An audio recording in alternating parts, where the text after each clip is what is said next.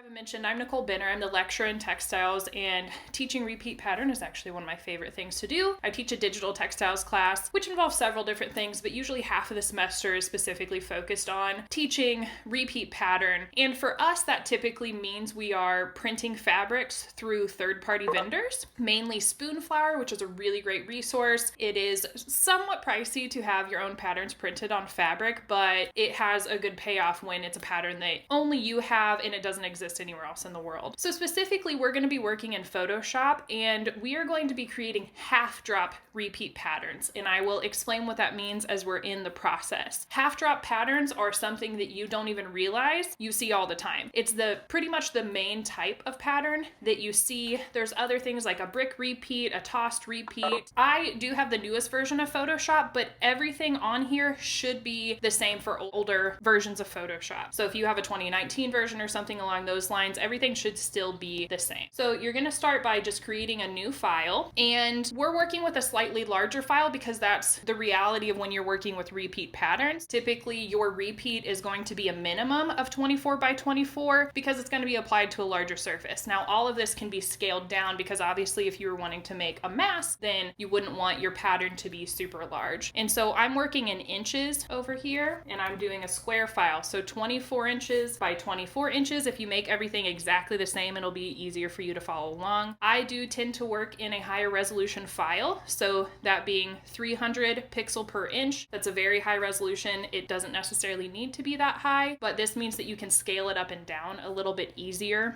compared to if it was 72, which is a little bit of a standard printing resolution. And then I choose to work on a transparent background to start with. We will be creating a colored background, but I like to start from complete scratch. So 24 inches height, 300 resolution, transparent background, and that's really the only details that you need here before we create that file. So once I have my square file open, this is automatically scaled so that you can see everything on the screen. We're going to be working in several different layers, okay? And so again, those screenshots can be useful here, but I have my default layer 1, and I'm going to create a second layer. So I opt to use this little square with the plus sign to add a new layer. You can also go to layer, new, and select layer from up here as well. So multiple different ways to create those new layers. On the bottom one, I'm going to double click the name and label that background. In the top layer, I'm going to label that as shapes. So this is just going to help me keep everything straight in the long run. When you're working in Photoshop, and especially for what we're doing, anytime you can keep things on separate layers until you're absolutely ready to squish everything together, it makes it significantly easier to make changes. So you also want to make sure that when you're working, you have the correct layer selected. So I'm going to click on my background layer, and we're going to go ahead and put a color in here. So this color can be changed as long as we keep these layers separate. I have a tendency to go to the blue-green, so I'm using this color picker over in the right top hand corner to select a color. And then I'm going to come over here to this paint bucket on the left side. Once I have the paint bucket selected, I can click that background and I will end up with my solid background. I also have a tendency to use shortcuts, and so I'm trying to show you the actual buttons for these things. And later on, you might notice that I move things around without changing my cursor, but I try to make sure to let you all know what the actual buttons are first. Okay, so again, looking at the very top toolbar, we're going to insert guides to help us with our layout. And so you're going to use the very top toolbar on your computer to go to View, scroll all the way down to New Guide Layout. And you should have a pop-up box. And depending on, you probably have a default set in here. What we want are 4 columns, 4 rows. And if you've never used this function before, there's probably some numbers in the gutter. We don't want numbers in the gutter. You want to move that to 0. So New Guide Layout, change your columns to 4, your rows to 4. And that's going to give us this nice little grid to help in our spacing for our pattern. 4 rows, 4 columns, 0 on the gutter. And so this next step is the one that I am going to take some time with, and there might be a little bit of quiet space, or I can talk your ear off about anything. So this is the one where you might need to take a little bit of extra time in setting it up, because we're going to be using default shapes that already exist in Photoshop. And so this is where, if you have a newer version of Photoshop like mine, you might have to change the settings in order to see all of your options. options. And so to do custom shapes, you're going to come over to this left toolbar. You might see a line, you might see a square, you might see a circle. There's several different tools nested under this shape tool. And so to access those, you're going to long press this shape tool. So you can see I now have a little drop down menu over to this bottom left here, and I'm going to select custom shape tool. So again, those are all nested under the same icon. Yours could be any of these things. You simply long click or long press, select custom shape tool. And so when it comes to the custom shape tool, there are a ton of different options. And if I look at my very top toolbar, which WebEx likes to get in the way of, you can see that I default have this little shape here. It's a spider. I like insects, but it'll say shape, and you should have a little drop down menu here. Now, if yours does not have as many options as my drop down box has, right? Yours might just say leaves, wild animals, boats, flowers. That's fine. But if you would like other options, then I want you to follow this next step. So if you go to your top toolbar again and select Windows, Shapes, it's going to pull up a pop-up box for us. And it's going to look basically the exact same as the window that we were just had open. You want to select these 4 horizontal lines in the top left. I'm going to drag this so it's a little more center. This little 4 horizontal lines, click, and then you're going to scroll down to Legacy, Shapes, and More. I noticed this is a difference primarily in the newest version of Photoshop. So if you're 2020 or 2021 and you don't seem like you have as many options, like you only have flowers and boats, those seem like very strange custom shapes to me. Maybe not flowers, but boats seems like kind of a strange custom shape to just be one of the only 4 selections, but you can click Legacy, Shapes, and More, and you should then have a lot of different options. So I can scroll through here, open up some of these other folders, and now I have lots of trees. I have mountains, I have lakes, leaves, other plants, spirals, people, tons and tons of different things here. I, as I said, like insects. So I tend to go through here, but this is where I want you to take a second to make sure you can find the custom shapes, flip through there fairly quickly. You don't want to spend too much time on this because you could spend an hour or more just flicking through all of the custom shapes. And once you find one you like, you're going to select that. So I have selected this bug that I can't identify even though I like a bug, but I've done the spider probably 20 times, so I'm trying to avoid the spider. So I have this bug selected, and what I want to do is draw out my shape. And so when you're using the custom tool settings, you're clicking and dragging. Now, before you do that, it's important to know that this grid is our arrangement for our whole pattern. And so if you look at this pattern behind me, we're creating a half drop, which simply means that the same object is going to zigzag across the paper. So if I highlight this bear drops down halfway between these 2 bears, right? 2 bears, this middle bear is halfway between those 2. And so we're working in quadrants. And so when I'm talking quadrant, 2 by 2 squares are a quadrant. So this section that I'm circling with my mouse would be my top left quadrant. So as I'm starting to fill my shapes or starting to draw my shapes, I want to click and drag inside a 2 by 2 square section. And I want you to start in the top left quadrant. There's a lot of steps simultaneously. So I click and drew my object, and you won't be able to see much of anything because it's still selected. And so I just hit enter or return, and it's going to deselect that. Well, my example here, you can't hardly see anything, right? Because my lines are so faint. So if I want to make changes to the color and the line of my object, I want to look up here on this top toolbar. So kind of top to the left, you have a fill, stroke, and then a pixel, which is going to be the line weight. And so if I select my fill, currently it has no fill, and I want this to be a color of some sort. So I'm going to come in here and try not to overthink the color that I'm selecting for my bug. And I'm going to select this kind of brighter blue, and you can see that automatically takes effect. The minute I click on a color, it's going to fill. I don't have to do anything special. If I select the stroke, this is going to change the outline color. If you want the outline color to be the exact same as your object itself, then I would just select this same color. I'm going to select a slightly darker color, and then I want to change my line weight so that you can actually see that outline in effect. You can also just type directly into that box. Okay, so once you have your first shape drawn in that top left quadrant, we need to position it properly because this is a repeat pattern, which means essentially for that half drop, we should be seeing the same object in the exact same position position, and then on the right side it's going to be halfway down. So the strategy that I like to do is to kind of identify the bottom of my object, and you want to select the move tool. And so the move tool is this cross arrow in the top left, or you can simply hit V on your computer for the shortcut. And that's going to allow me to drag my object wherever I want it to go. And what I want to do using my guides is to center my object, and then I want to line up the very bottom with the bottom of my top left quadrant. So you can see here mine lags just a little bit when I drag, and you can see that when I drag I get these little pink guides is what they are. That's a snap function, and if you don't have those guides, it can be pretty useful to have them. And so what you can do to get those guides is go to View and make sure that Snap is selected, or Snap to, and you can snap to grids, layers, document boards. As long as you have those things selected, you should be able to see those pink guides. So I'm going to zoom in here so we can see my top left quadrant a little better, and you can see that the bottom of my bug is lined up with the bottom of my top left quadrant, and it's centered to that middle line. There are other strategies for this. This is the easiest one, I think, to explain. Okay, so this next part is going to go pretty quick because it's just repeating some processes. So I want to look over here to my layers first, and I have my bug selected.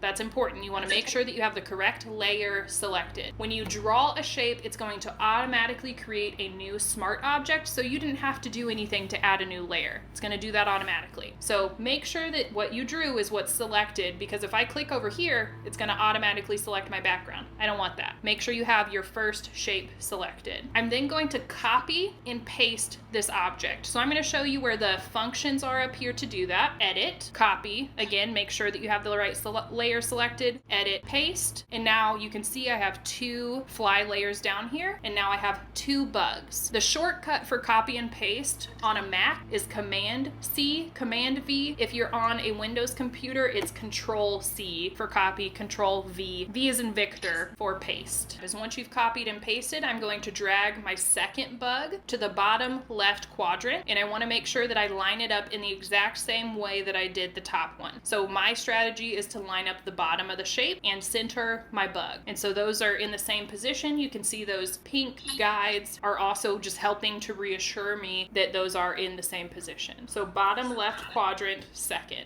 So once you have your second bug copy, pasted, and dragged into the bottom left quadrant, you do not need to copy again. You can simply paste. So again, Mac is Command V. If you're on Windows, it's going to be Control V as in Victor. And so now I have 3 bugs, and my number 3 object is going to drag to the center right quadrant, and again use those same strategies to line up. So 2 by 2, center right, and this is what's helping to establish our half drop. I'm going to move to the next step, and then we've got 2 steps left before our kind of base pattern is established. So my next step, I'm pasting again. So this is paste number 4. And for number 4, I'm dragging to the top right quadrant. You'll notice that you only have a half of a top right quadrant. And so what I'm concerned about is just, again, that lining up strategy. And so part of my bug, my object is going to be cut off. That's perfectly fine. What I want to do is just make sure that that is lined up in the exact same strategy as my previous quadrant. So you can see the bottom of my shape, even though it's cut off on the top, is lined up in that bottom right quadrant. And then my final step to set my base pattern is to paste a final and 5th time, and I'm going to drag my bug to the bottom right half quadrant. And this is the tricky part. Now, the reason I like to line up using the bottom half of the bug is I think it just makes it easier to match those 2 halves. So what's cut off from the top is what you should see on the bottom. So right now,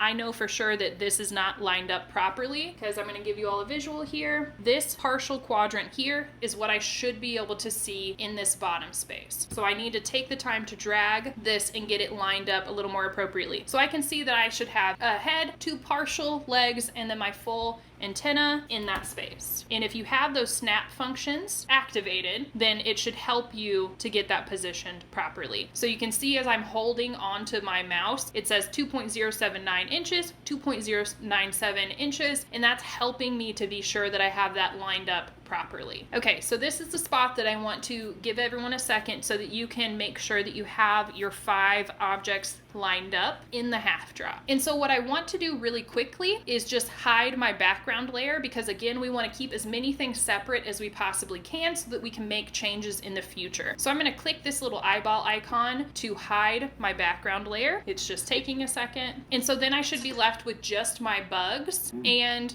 my shape layer. And so this is where I want to click on my shape layer. We're coming back to this layer that we haven't touched at all so far other than to rename it. And I want to right click my shape layer and merge visible. That's going to bring all 5 of my different bugs into a single layer, which is labeled the shape layer because we already took care of that. So I'm back down to just my 2 original layers, and I can turn my background layer back on just because it's going to make it easier for us to see everything. So background, shapes, and all of our shapes are combined into a single layer together. Okay, so this is where our patterns really start to take place. This is where we want to make sure that this is fluid, it's continuous. We could put this into a complete repeat pattern, because as it is right now, this is just the repeat itself. It's not really a pattern just yet. And so again, make sure that you have that shapes layer selected, because if you have the background layer selected, nothing's going to happen. You're not going to see anything happen. Make sure that shapes layer is selected, and then we are going to go to the very top toolbar and select filter, scroll all the way down to other, and then we're going to select offset, and that's going to give us a pop-up window. So shapes layer selected, filter, other, offset. Now again, if this is a function that you haven't used, which is more than likely because it's a pretty specialized function that I literally have never used outside of making patterns, you want to change your horizontal pixels to +600, or if you just type in 600, it'll add the plus sign for you. And then your vertical pixels should be +600 as well. And then make sure that you have wraparound selected. I'm going to leave this box up here for a second. You can see I have my preview turned on, so you can already see that it moved things around automatically. Okay, and so you see that that just all shifted down a little bit. Shifted to the right and down just slightly. It offset our pattern. And so the reason this is relevant, I'm going to zoom in because this top right bug is going to be the one that if you didn't have the top half and the bottom half lined up, you would be able to see it here, okay? And so this is a step where we want to make sure, this is the kind of guess and check, but as long as you used your guides and your snap functions, it should be lined up. Sometimes something goes wrong. And so I would check this top right shape to make sure nothing looks strange, and then I can move forward. But I do note in these written instructions that if for some reason it wasn't lined up, you would just want to back step a couple stages. And so I show in, or I list in the handout that you can go to Windows History and you can select prior to your merge step. So here it is, merge visible. That's a quick way to back step through these few stages so that your bugs are all individual. You can move those things around and make that adjustment. Hopefully that's not the case and you'll be able to move forward pretty quickly. But you can also just undo. So again, for Mac, that's Command Z, or Windows would be Control Z, Command, Control, Control. Okay, checking that chat function. So I haven't backstepped, I haven't done anything. I have my shapes and my background still as 2 separate layers. And this is the stage where we're going to test our actual repeat. We want to see it in a full repeat pattern. And so to do that, the first stage is we need to define this as a pattern. To do that, you're going to go to the very top toolbar, edit, scroll down kind of middle bottom to define pattern. You'll get a little pop-up box. You can rename this if you want to. You don't have to. It doesn't really change anything in the process to leave the default name or to change it. So edit, define pattern. And now we need to create a bigger file so that we can see our repeat patterns. So file, new, we're creating a whole new pattern. Again, I work in inches and everything. I don't prefer to work in pixels. And I'm going to make a 48" by 48" file. I want to make sure that my resolution is the same as my pattern. Otherwise it will change. If my pattern's 72 and my resolution for my new file is 300, it's going to scale down my pattern drastically. So 48 inches,